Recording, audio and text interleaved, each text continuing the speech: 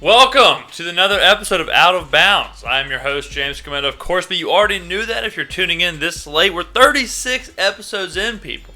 36 episodes in. We are creeping closely to the Kim Kardashian, Chris Humphrey mark of their marriage time. We're running right along. I'm enjoying every second of it. I'm glad you tuned in. I'm glad you are sharing 30 minutes with me. You know you could have been anywhere else in the world, but you chose to be here for 30 minutes of the best sports talk you can possibly find on the interwebs. Alright? We are all over the place. How can you find us? Well, you already found us one way, but there's other ways. There's always a plan B. You can listen to us audio-wise on iTunes. You can listen to us audio-wise on the Stitcher app, the future of radio. We partnered with Stitcher about 2 weeks ago, so we are going up with the big boys. We're going up against Mark Maron. We're going up against Bill Simmons. We're going up against Nerdist. We're going up against the realest of the real. And we're bringing the top quality content to their front door, banging on the front door and saying, hey man, you home? You can also find me on YouTube. You get the simulcast version. You get some graphics, some B-roll, unfortunately my face, and whatever shirt I'm wearing. So that's the positives and minuses to YouTube. But what are you going to do? We have a stacked show today. I'm going to let you know what we want to talk about. I don't know if we're going to talk about all of it because it's only 30 minutes, baby. We will talk winners. No college football winners because that regular season is over. So I'll give you my 5 NFL plays for Sunday and Monday. We'll talk some Heisman. The Heisman is tomorrow night. We'll break down the 3 candidates. I will give you my prediction and who I want to win. We'll also talk some UFC. Conor McGregor and Josie Aldo, huge fight, finally is upon us. It's crazy how these fights work out. You know, when they're announced, you're like, oh man, it's 7 months away. No, I want to watch it now. And then when it comes up, you're like, oh, I didn't realize it was coming up. It's tonight? Oh man, where are we going? Buffalo Wild Wings? B-Dub-Dubs? That's not a sponsor, I'm saying that. And then if we have time, we'll talk concussions and the quote-unquote war on the NFL with the new concussion movie featuring Will Smith. We'll talk about that, and we'll talk about concussions in the NFL and moving forward. So we got sports, we got some sociological stuff going on. We got it all, baby. We got it all. Let's start with winners, though. Let's start with what you came here for, the monies. Making the monies. Last week ended on a sour note with the Washington-Dallas game. We picked Washington. And, of course, Dallas goes up there and wins. I watched the entire game, which was the worst game I've ever seen until about a minute left. And the whole time I watched, every single second, I was like, Washington has got this thing easy. Washington's about to blow them out. I, honest to God, thought Washington was going to win and cover until the final whistle blew. When Dan Bailey made the kick, I was staring at my TV screen like, well, how is Washington going to win? Because I know they're going to win. And I'm looking at it like, well, the game's over. Is the game over? And then I just sat there and realized that the game was over. I watched like 40 minutes of Stump the Schwab on ESPN2 because the game cut off. So this week, we're coming heavy, we're coming hot. Early morning picks. Buffalo at Philly. Buffalo is at a pick. Now, this is what we call in the business a letdown game. What did Philly just do? Beat New England. At New England. So they turn around and they're basically an underdog against Buffalo. At home. Now the public is going to say, oh, Philadelphia just beat New England. Oh, they beat them at New England. Oh, Chip Kelly's got it all figured out. I say, hold on 1 second. They did beat New England. They almost lost. They only won by a touchdown. And they needed a fumble return, a punt return, block kicks, they needed it all. They needed everything they could get to beat them by 7. So I'm saying it's a letdown game at home. I've said it on here before. I'll say it again. Philly plays worse at home because the Philly fans are fickle. So we're going Buffalo. Next morning game, San Francisco, Cleveland, under of 1.5. Under of 1.5. I don't know, 41.5. Jeez, I'm looking at the one. It's not going to be a shutout, but 41.5. Here's the deal. Cleveland switched back to Johnny Manziel. There are some serious problems going on in Cleveland. I would ship Manziel out so fast if I was Cleveland because it's just not working. All right, Pettine doesn't like him. Half the team doesn't like him. Half the fans don't like him. We're not even sure if he's good. He really hasn't proven a whole lot of anything. He's an we've talked about this a million times. I think Johnny Manziel's been talked about on the show more than anybody. He's undersized. He doesn't have a great arm. He's not that fast. He's not that mobile. He's not that accurate. It ain't going to work. Bottom line. He's not a first-round quarterback. Tim Tebow's out of the league, and Tim Tebow is markedly better than Manziel. Bottom line. So there's talk that they could get like a fourth-rounder out of Dallas, some stuff like that, which, hey, if you're Dallas and you wanted Manziel in the first round, and you can offer up a fourth and have Manziel, I'm sure the Cowboy faithful would not mind having Manziel right now while Romo's hurt and possibly teetering on retirement. So that could be a look. But we're not here to talk about that. I'm sure we will someday. But Frisco, Cleveland, under 41.5. The Browns don't score. Blaine Gabbert is pretty washy. He's hit or miss. I think they're going to combine. We're looking at a 24-6 kind of game or something. So we're going with the under. Afternoon game, Oakland, Denver, under 43.5. I couldn't pick a winner.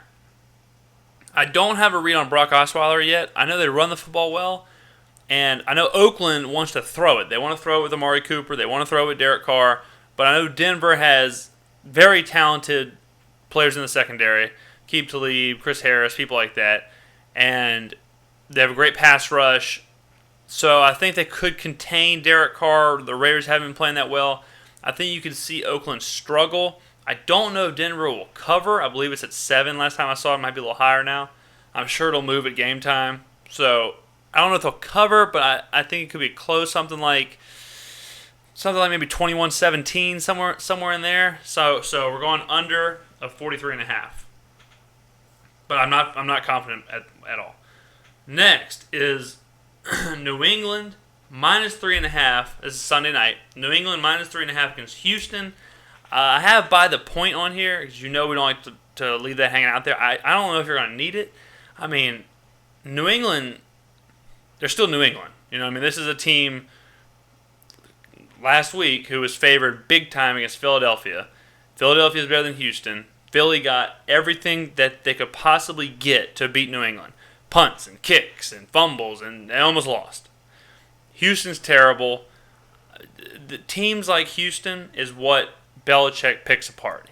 O'Brien is the head coach there. He's off the Belichick tree. Belichick versus assistants is ugly. All right, Belichick's already in his dome, I guarantee you.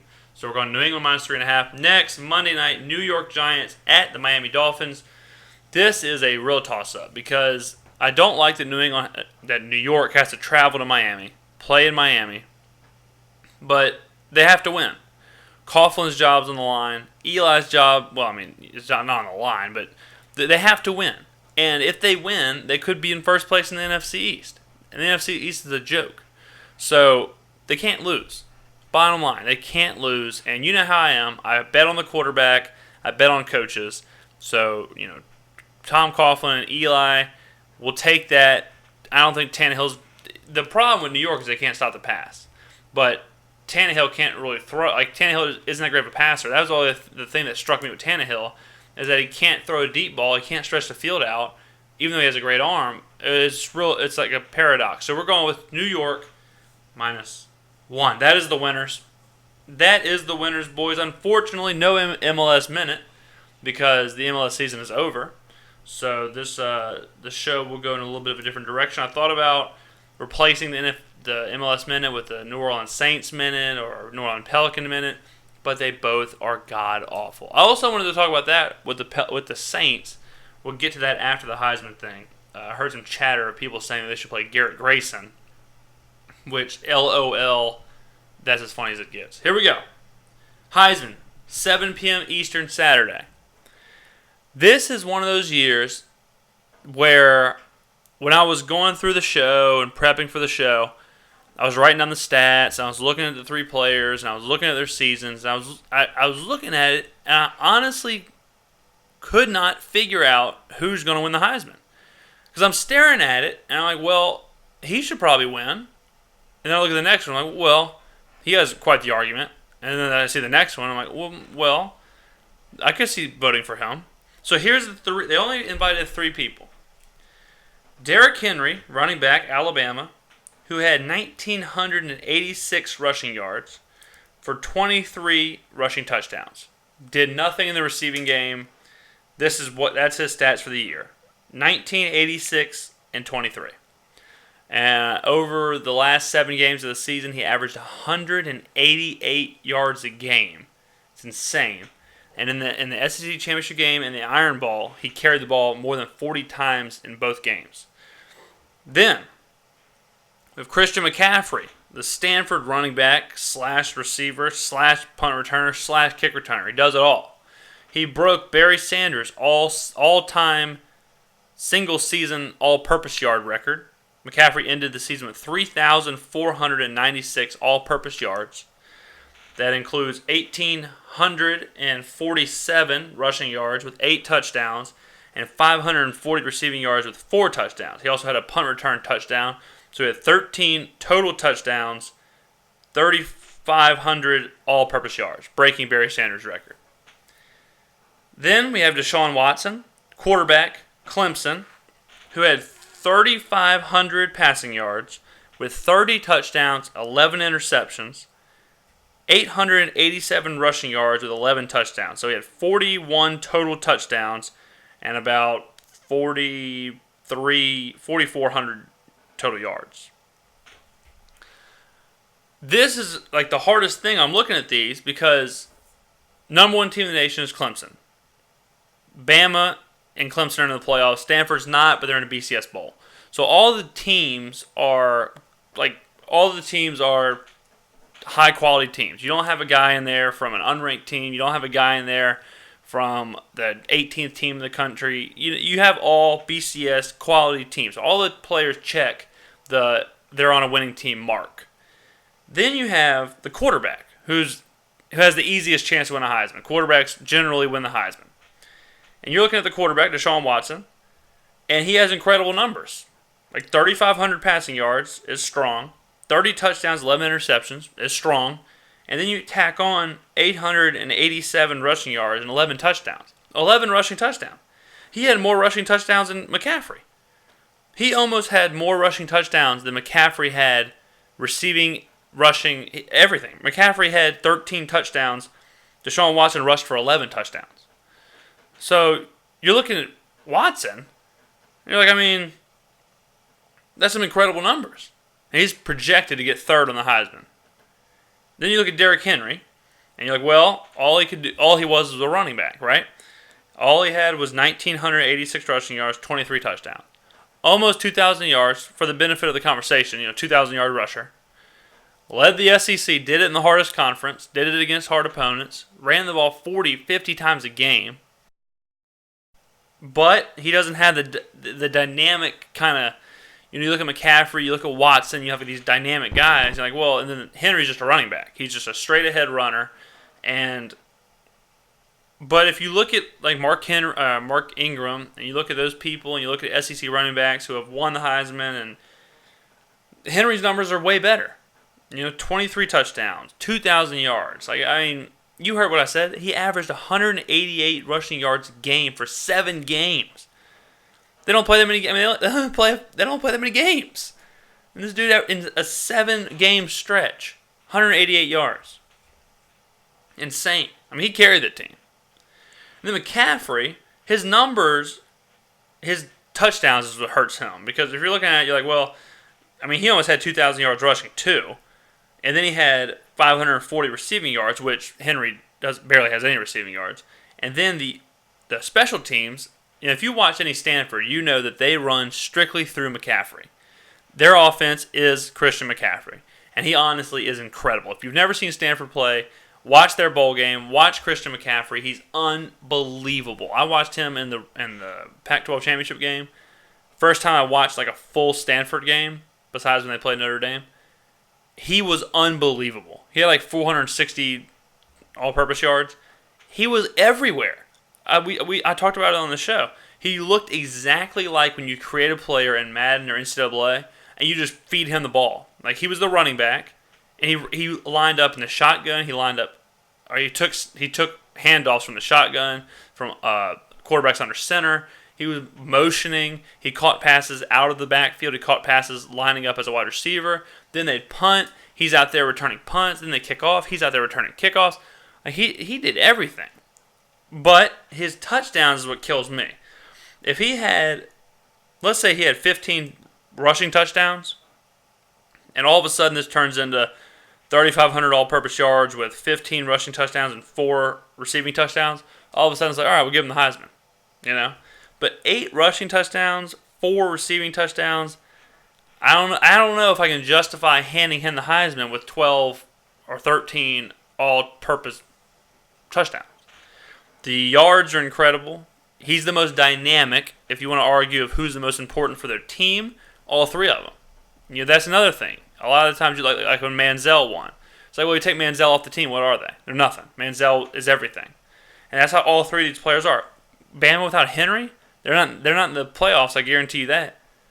I mean, this guy got the ball 90 times in 2 games. Deshaun Watson, Clemson ain't there without this guy. Look at these numbers. Christian McCaffrey, I just told you, he's Stanford's entire offense. So all 3 players are incredibly deserving. Personally, I think so. I don't think they can go wrong with any of the 3. I'm rooting for Christian McCaffrey because I think he's a great player. I think he is the most versatile. He did the most. You know, like I said, he was a receiver, a running back, a punt returner, a kick returner. And after watching him, he's incredible.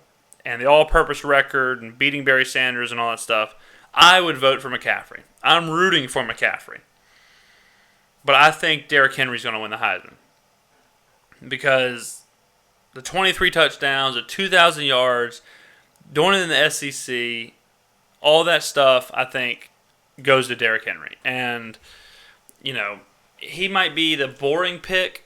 I hate to use that word because that's not fair, but he might be the boring pick just because he's from Bama and just because he's a classic hand the ball off 50 times, and this guy can, he's not like Ricky Williams. Like Ricky was powerful, but he was also agile. He would juke and jive. He would also run you over. He's not Reggie Bush at all.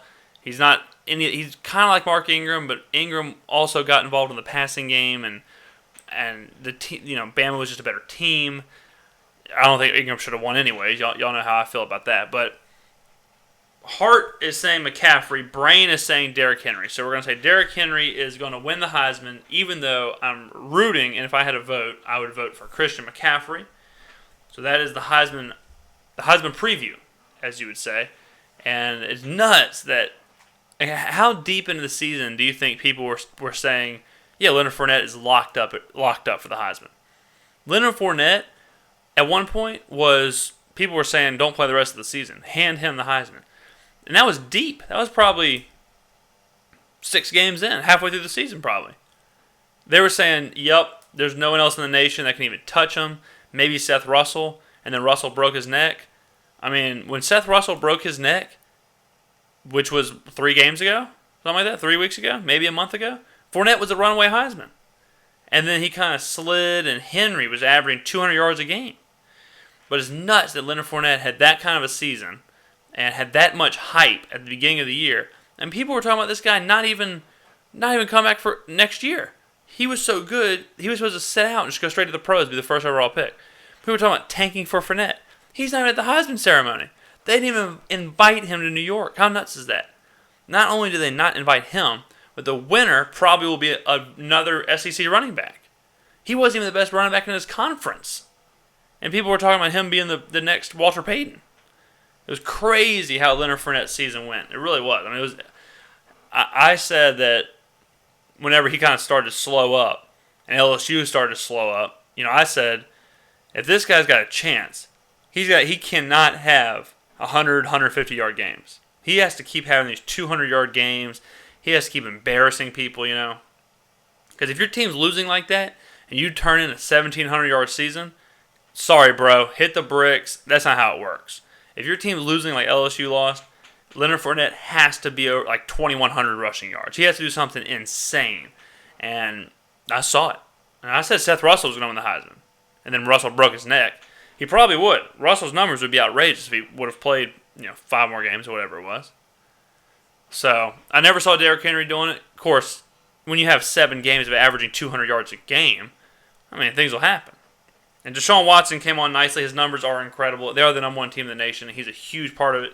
The North Carolina game, the Florida State game, Watson proved that he's not just a plug-in guy. He's not just this guy's plugged into the best team in the nation. He's good. He is truly carrying that team, and he's probably the most dynamic quarterback in the nation. Trevone Boykin stepped back.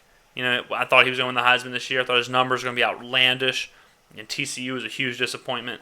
But Watson has stepped in as that dual threat, dynamic quarterback who's carrying a team to the national championship, or at least a chance at it. I do like Baker Mayfield. I wish he would have got invited. I think he's an awesome story. He's a hell of a personality, but, what can you do? So that is the Heisman thing. We do have some time left. We do have about 9 minutes left. I don't know if it'll go that far, but let's talk real quick about the UFC Saturday night. Huge pay-per-view. You don't think, December 12th, I think it is. Enormous pay-per-view. You got Chris Weidman and Luke Rockhold fighting for the championship. Weidman's the guy who retired Anderson Silva, beat him twice, broke his leg, all that stuff. Rockhold is this good-looking, chiseled, Greek god-looking guy who's coming after the belt. Then you have the main event of the UFC's biggest star, without a doubt, and it ain't even close, of Conor McGregor, an Irish interim champion, who was supposed to fight Jose Aldo, who hasn't lost in a decade. Okay, a decade. Think about that. He has not lost at what he does in 10 years. Imagine if you haven't lost in, let's say Monopoly. Let's say you haven't lost a Monopoly in 10 years. That's nuts. Okay? So they're finally facing off. Aldo was hurt whenever they set up the fight the first time, so McGregor had to fight someone else, beat him, has the interim belt, so now the winner of this is the champion. This is the thing that UFC that gets me, because in wrestling, in professional wrestling, which is UFC's easiest parallel, they would have this match, they would have another match, they would have another match, and you would get your storyline or whatever. But just like we saw with Rousey, in the UFC, one match can be all the career is. McGregor's fire has been burning strong for the past couple of fights here. He has carried the promotion, right? But if he goes in there and Aldo dominates him and beats him, what happens? It's really hard. Ask Chael Sonnen. It's really hard to be a loudmouth, charismatic personality when you're getting your ass kicked.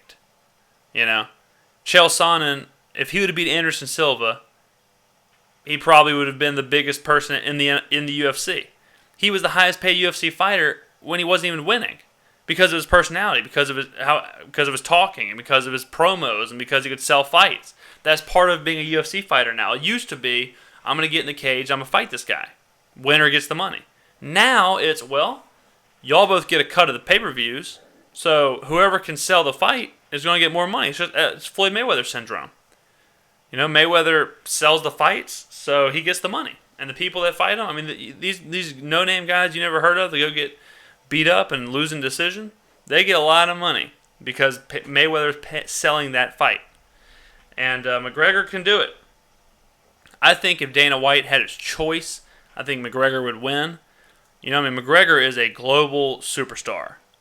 Ireland basically thinks he's the king. If he had a fight in Dublin, in Ireland, it would be reckless. It would be like a little war. It would look like something you've never seen before. They had his last fight was in Boston. It was either his last fight or the one before that was in Boston. And it was like it was a hostile takeover. People were singing Irish hymns, and Sinead O'Connor was there, and there was more Irish flag. I've never seen something like that. And you know how Ireland is. They want a great fighter. They want these great fighters, and they want this hard-nosed reputation, and they haven't had champions in a long time. And then McGregor comes in, and McGregor's kind of a weird combination because he's an Irishman. You know, he's got the beard, he's got the hair, he's got the ginger complexion, but he's also this, I don't know what he's like, 5'6", 150-pound little ball of flexible muscle. But he also dresses like a supermodel. He has these super tailored fit suits. He's constantly looking to the nines. I mean, the guy was like, he's getting dressed by GQ every morning, and he spends all of his money. He's got these huge mansions, and he's got tattoos all over the place. He's a incredible character. He's an incredible personality. You couldn't write McGregor any better. He's the perfect personality for the UFC. He's exactly what, if you're building a fighting promotion, exactly what you want your champion to look like. But he's fighting a champion who hasn't lost. It's tough. It's going to be tough. I will certainly be watching the fight. I cannot wait. It's going to be very exciting. It's going to be a great time. But that is that. Next, let's move on real quick. I'll try and do this quickly. Well, actually, we'll save the NFL concussions because that could be a rant. I could feel a rant coming on. New Orleans Saints. They're not good, right? I saw on Facebook a columnist wrote that it's time now to see Garrett Grayson and to bench Drew Brees and to see what you've got in Grayson. When I saw the article, I honestly started to laugh. Why would you start Garrett Grayson? That makes no sense. Like, see what the kid's got. My man, have you ever heard of practice? Have you ever heard of like training camps, draft? Like, they drafted the guy. He's been in training camp. He's been practicing all year. He's the backup. He didn't play whenever Brees was hurt. Oh, well, Brees is eating up into the salary cap. That's even more reason to play him. Why would you sit Drew Brees if you have to pay him $30 million? That makes no sense. Like, Drew Brees, $30 million over the cap. We'll sit him and see what Grayson's got. What are you going to do, cut Drew Brees? For what? What does that solve? What does that solve? Let's say Grayson comes in and dominates. Y'all don't win. I mean, the Saints are awful. But let's say Grayson, throwing for 500 yards or whatever. What are you going to do? Now you started the quarterback controversy. Now the city's up in a heavel. It's Sodom and Gomorrah in there. People want Grayson to play. You got Brees sucking up $30 million. You're going to cut Drew Brees? You're going to trade Drew Brees? Good luck. You going to bench Drew Brees? Yeah, okay. It makes no sense at all. Absolutely no sense to play Garrett Grayson. The only way you can convince me to play Garrett Grayson is if you were like, well, Grayson gives us a lesser chance to win, so we might get a higher draft pick. And it's like, well, okay, you save Brees for a little bit, let him get healthy, he gets a draft pick, you could slide up into that top 6 area, really get something nice. Oh, no, we just want to see what Garrett Grayson's got. Here's a 3rd-round draft pick. It's not like we're talking about Johnny Manziel or Aaron Rodgers. You didn't invest a 1st-round draft pick in this guy. I would understand if you had, like, Aaron Rodgers. Like, we drafted him in the 1st round. Brees is older. This guy's going to take over eventually. Who's to say that Garrett Grayson's even going to be the starting quarterback whenever Brees leaves? It's not like he's the heir apparent. He's just some schlub that they drafted in the 3rd round. It should have been Bryce Petty. But the Saints front office are clowns. I would have drafted Bryce Petty. So they want to play Garrett Grayson. That's what they want to do. Drew Brees, here's a news flash for you. Here's a column for you. Drew Brees is holding this team together. This team is not good. And Drew Brees is giving you everything you can possibly want. Beats Atlanta, damn near beats Carolina. Wins home games, keeping you right there. They're not getting blown out by 50 every time they play. Rob Ryan's gone. You want to start Garrett Grayson. It's a joke. It is a joke, man. These Saints fans, and the ones that are calling for Brees' heads of the world, I've come on here and defended Brees 100,000 times, and I don't understand it. I really don't. I really don't get it. What do they think is going to happen getting rid of Brees? These clowns. These are the same clowns that wanted Luke McCown. Luke McCown. They wanted the Verizon man. They wanted the cable man to come in there and take over for Drew Brees. 30-something-year-old journeyman Luke McNown was the future. And I had to sit these clowns down on this show and say, nope, nope, nope, nope. And now I leave them alone for a minute. I don't watch over these clowns. And next thing I know, they're coming for Brees' head with Garrett Grayson's sword. Garrett Grayson ain't got a sword. He's a third-round draft pick. All right? I'm not saying the guy's bad. I'm saying that give him a minute, okay? He's had practices. He's had training camps. If the coaches thought he was good enough to be in the conversation, he would have started instead of Luke McCown. But he didn't. So hold up on the Grayson talk, okay? Just sit there, take your 6 and 10, be quiet. I'll see you in the draft. I'll see you in the first round. I'll see you in the top 15, and we'll figure out what the hell we're going to do in the draft. All right, but don't come up in this show.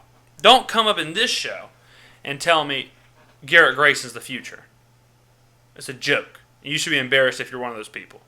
Go to your driveway, take off the Garrett Grayson 2016 bumper sticker, throw it in the trash, and then go tell your neighbor to listen to the show. That's it, guys. We ran a little bit over. I got a little Stephen A. right there with the Brees stuff. I'm getting tired of this. Does that make any sense?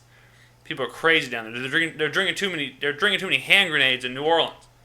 And I've got to straighten them out from the lavish studios in an undisclosed location in South Mississippi. I, of course, am your host, James Skrmetta. Thank you for tuning in. This has been another successful edition of Out of Bounds, guys. Enjoy your weekend. You made it.